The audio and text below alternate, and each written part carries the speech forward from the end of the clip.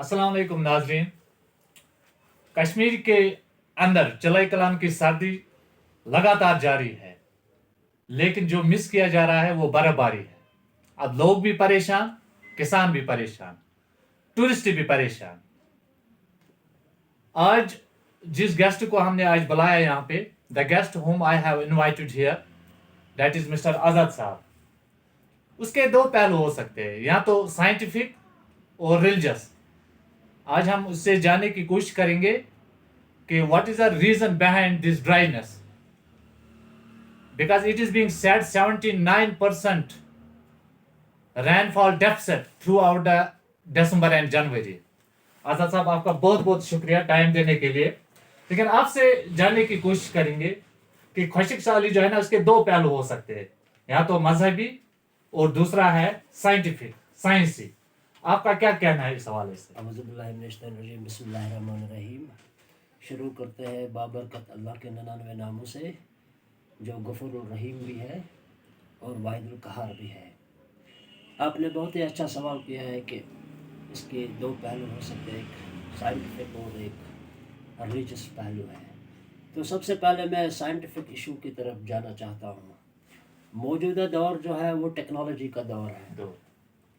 तो मौजूदा दौर की टेक्नोलॉजी ने ये साबित कर दिया है कि आफ्टर 100 ईयर्स जो ज़मीन, जो ये जिस ज़मीन पर हम रहते हैं, जो ग्रीन प्लेनेट है, ये अपने आप को खुद ही हील करती है और अपने मौसम को तगीर व तबदुल में खुद ही बदलती है। कायनात का एक अजीब ही मज़हर है, एक तरफ बनती है, एक तरफ बिगड़ती है। एक तरफ बनने का मतलब ये है कि ये अल्लाह का निज़ाम है। अगर कहीं पर आपकी ज़मीन है जो बहुत ही खुश्क है और उसमें मॉइस्चर की कमी है, उसमें वगैरह वगैरह चीज़ों की, मिनरल्स की कमी है, तो अल्लाह तबारक व तआला वहाँ पर सैलाब भेज देता है, जो गुनाहों का कफ़ारा भी अदा होता है लोगों का, और वहाँ की ज़रख़ेज़ी भी लौट आती है। तो ये कुदरती बात है, ये नेचुरल बात है। मगर जिस हिसाब से आज हो रहा है वो नेचुरल नहीं है, वो नेचुरल नहीं है, क्योंकि नेचर का एक पैमाना होता है। अगर हद से तजावुज़ कर जाओगे तो नेचर इंतकाम लेने पर आ जाती है। तो नेचर जो कुछ आप नेचर से छीनोगे, नेचर आपसे वो वापस भी लेने की ताकत रखता है। वही बात है। तो साइंटिस्ट्स की स्टडी के अनुसार दुनिया गर्म हो रही है बिकॉज ऑफ द रीज़न जो हम ग्लोबल वार्मिंग की तरफ जा रहे हैं।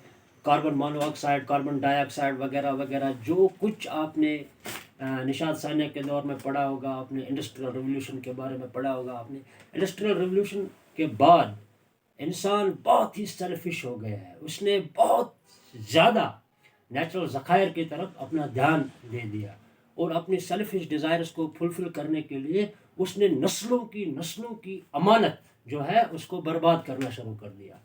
लेकिन अगर हमें पेट्रोलियम की से 4 मिलियन गैलन की ज़रूरत थी एक साल में, हमने अपने सर्टिफिकेशन के लिए 12 लाख से अबव गैलन्स निकाले, जिससे ज़मीन के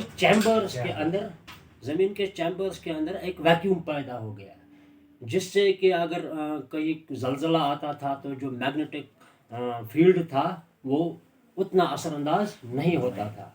मगर अब जब ज़मीन में वैक्यूम है तो वो बहुत ज़्यादा तबाही की तरफ जा रही है। तो यही वजह है कि हम मौसमी तगीर व तबदुल महसूस कर रहे हैं। वैसा ये भी नहीं रहेगा, क्योंकि अल्लाह तबारक व तआला ने ज़मीन को एक मखलूक की सूरत में पैदा फरमाया है। ये एक हुक्म के अनुसार चल रही है और अल्लाह का हुक्म आसमान और ज़मीन दोनों पर हावी है, क्योंकि उसका इल्म आसमानों और ज़मीनों पर हावी है। वहाँ कोई साइंटिस्ट कुछ नहीं कर सकता है। क्या आप ऐसा तसव्वुर कर सकते हैं कि आप अल्लाह से बाजी ले सकते हैं? जब आप चावल का एक दाना खाते हैं, तो आप समझ सकते हैं कि in 1 second 2 million enzymatic reactions occur. How could you hold the doctrine that one could say that कि मैं एक साथ ही साइमल्टेनियसली एक्सपेरिमेंट कर सकता हूँ कि अंदर क्या हो रहा है? इंसान बेबस है और बेबसी की मौत मरेगा, क्योंकि अल्लाह ने इसको लिमिटेड नॉलेज दी है, ये उसकी लिमिट से आगे नहीं जा सकता है। तो साइंटिस्ट एक बात छुपा रहे हैं दुनिया से। वो कह रहे हैं कि ओजोन का गड़बड़ था, ग्लोबल वार्मिंग है, وہ اس سب کے پیچھے انسان خود ذمہ دار ہے، کیونکہ اس نے نیچر سے بہت زیادہ انتقام لیا ہے، کیونکہ اس نے نیچر سے بگاڑ پیدا کر دیا ہے۔ اس نے گیس کو نکالا زمین سے، جتنی حد میں چاہیے تھا اس سے زیادہ نکالا، جتنی حد میں کاربن ڈائی آکسائڈ چھوڑنی تھی فضا میں جس سے کہ زمین اپنی ہیلنگ پاور کرتی، اس سے زیادہ نکالا۔ تو جو بھی حد سے بڑھ جاتا ہے اس میں تباہی تو آنی ہی آنی ہے۔ اب ایک چیز ہمیں سمجھایا جا رہا ہے کہ زمین گرم ہو رہی ہے، مگر زمین کے گرم ہونے کا مطلب یہ نہیں کہ زمین ساری گرم ہو رہی ہے۔ اگر یہ ایک طرف بہت زیادہ گرم ہو رہی ہے تو دوسری طرف بہت زیادہ سرد بھی ہو رہی ہے۔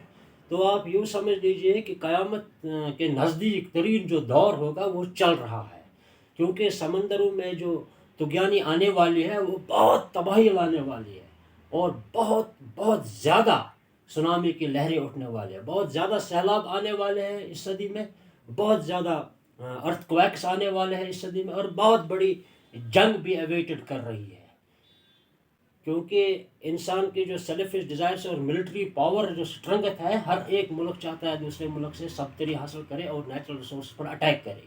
یہ صرف وہی لڑائی ہے، اور اس سمت میں جانے سے پہلے ہی انسان اپنی بے بسی کی موت مر رہا ہے۔ وہ صرف اللہ کو ریسپانسبل کر رہا ہے، مگر وہ دوسری چیز کو ٹھکرا رہا ہے، اب کیا ہو رہا ہے کہ ایک بات ہم سے چھپائی جا رہا ہے کہ سمندری ویکیوم، سمندر کے اندر جو تہہ ہے اس میں ویکیوم پیدا ہو رہا ہے، اور اس ویکیوم کی وجہ سے انسان بہت جلد بہت خطرناک تباہی سے دوچار ہونے والا ہے، جس میں کہ چاند زمین سے بہت دور ہونے والا ہے، اور زمین بھی سورج کے بہت قریب ہونے والی ہے، اور اللہ کا وہ وعدہ پورا ہونے والا ہے جس میں اللہ تبارک و تعالیٰ فرماتے ہیں سورہ بقرہ میں، قرآن شریف میں، اور سیورل جگہوں پر فرمایا ہے، اے نبی کہہ دیجئے ان سے کہ جب یہ لوگ ستاروں پر سے چلیں گے تب بھی کہیں گے کیا خدا ہے، کیا خدا ہے۔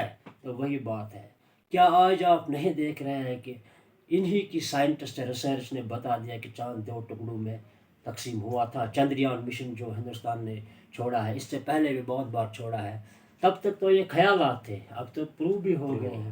کشمیر کے ڈاکٹر نے جب چاند پر زمین لے لی تو فخری انداز میں کہا کہ میں نے چاند پر زمین خرید لی ہے۔ تو کتنا اچھا ہوتا کہ اگر وہ فخری انداز میں کہتے ہیں کہ ہم اللہ کے دین کو فالو کرتے ہیں، مگر اللہ کے دین کو فالو کرنے والا کوئی نہیں ہے، کیونکہ جو بھی سٹیٹ آپ دیکھ رہے ہیں، چاہے ہندوستان ہو، پاکستان ہو، وہ سب چلا رہے ہیں secularism and what I say democracy, modern concept of democracy. اس سب کے بیچ میں تمام ممالک میں ایک ڈیپ سٹیٹ بھی کام کر رہی ہے۔ ڈیپ سٹیٹ ہم زیادہ ڈیفائن تو نہیں کر سکتے ہیں، کیونکہ اس میں بہت ساری چیزیں ہیں جس سے ہم نہیں بتا سکتے، یہ مسٹری ایک ہے۔ بدنصیبی یہ ہے کہ عام انسانوں کو یہ پتہ ہے، حساس انسانوں کو بھی یہ پتہ ہے ڈیپ سٹیٹ کیا ہوتی ہے۔